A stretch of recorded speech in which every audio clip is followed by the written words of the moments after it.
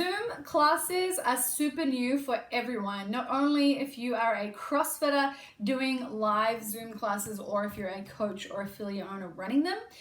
And I have been doing some myself. I've been watching the people film them, and I've also been listening to some other coaches talk about how they're going and give out some really, really good tips for running a great session, and I wanted to share them with you. The very first one is how you set up your session is really important. Okay, this is effectively a film set now because you're filming things. So you need to think about lighting and sound. If you are inside, you are best to set your computer up with the camera facing you and you facing a window. So get some natural lighting, all right? You don't want direct lighting on your face, like being outside in the sun can almost be too much because it will become overexposed and you're just gonna be like white out on the screen for people. So being inside but by and facing the window is going to give you some really nice lighting so people can see you clearly.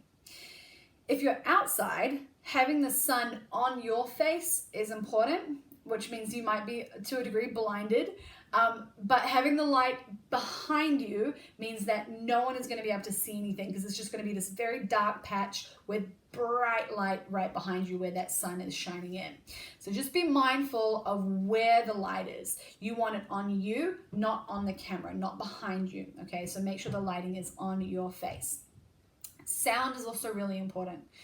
If you've got headphones or like a wireless headset that has a microphone, that may give you the best sound for people to listen to you with. If you're in an environment where you've got like dogs or kids or like a construction site next door, like I have a construction site 2 doors down from me, and like that noise is often picked up by the mics when I'm filming. So being mindful of the noises around you, especially noise that you're used to, that stuff is going to be heard and picked up on through your microphone, and that's going to be heard throughout your session. So try to make sure that you're in a quiet space. If you've got something where the mic is close to your mouth, that's going to produce the best sound for people to be able to hear you. And you just have to really bear in mind that the connection is not amazing. It's not perfect. It's not like a beautiful clear HD screen with perfect sound. It is a little bit like glitchy and it can kind of cut in and out. So just making sure that you're setting yourself up for the best success with the right lighting and the best quality sound is really important. Now, thinking about the quality, if you've written up a whiteboard or you've written up a workout behind you, that can be really hard to read. So you're best to either send the workout through the Q&A on the Zoom app, or send the workout ahead of time. Send it out like the night before, or send the whole week out on a Sunday, or send it out the morning of, or even before that session, right before kickoff. Just make sure people have got a written version of that workout in their hands. Especially considering not everyone's going to be able to do the same workout. We are pretty limited with equipment. A lot of people are working out from home. People have zero equipment to having like a full kit. So people are going to be doing very different versions of the workout, meaning they need to be able to plan. Make sure they have that workout in their hands before you start that session. All right. Now, with regards to having your own stuff in the screen, a timer is probably one of the best things. So if you've got a big bright timer, like have that in the shot so people can look at that timer and they can use that. Not a lot of people have got timers in their garage. People might have watches or whatever, but having that timer to run your session by keeps not only you on track for your session, but helps them to know what time they're starting their lifting or know what time they're starting their workout, or when they finish their workout, they can check the screen and see what their time is. So that timer is really useful.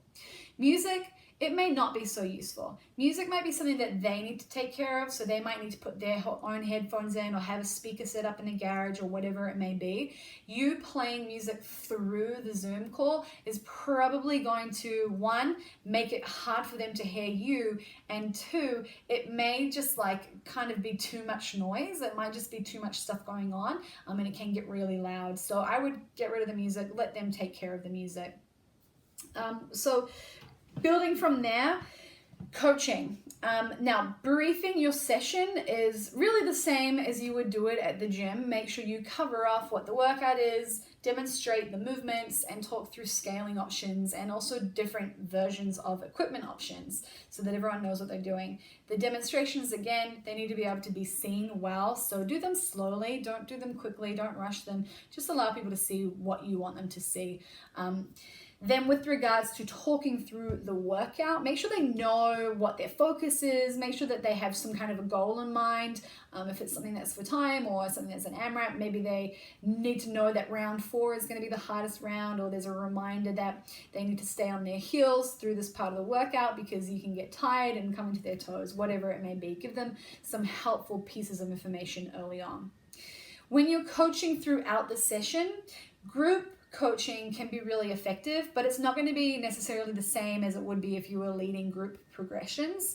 People are probably going to be doing their own thing to a degree, so you're not always going to have people moving at the same time, which means that you have an opportunity to maybe coach more one-on-one stuff because you can watch one person in the screen. Hopefully you can see a fairly good amount of stuff. Sometimes that is going to be challenging because there's a really good chance that it's going to be too dark, they're going to be on a weird angle, or the camera is going to be too high or too low, or you can only see their head. And it's kind of like when you call your parents on FaceTime and it's like, hey mom, just like move the camera down. Maybe they haven't set it up very well, so you can't see a lot. So just bear in mind that some of your coaching may be restricted because of that, but you can still coach some of the big stuff. So, hey, remember to do this. I want you to push your weight onto your heels. Or, hey, I want you to squeeze your tummy while you're doing this. So give them something specific, give them a body part, give them a direction, and use names when you can, okay? If you can see someone well and you can see that they're doing something that you want to correct, use their name and be specific about the cue and who it's directed to.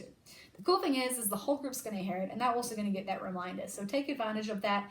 The group cues are really useful here, as well as still continuing to use names and individual cues.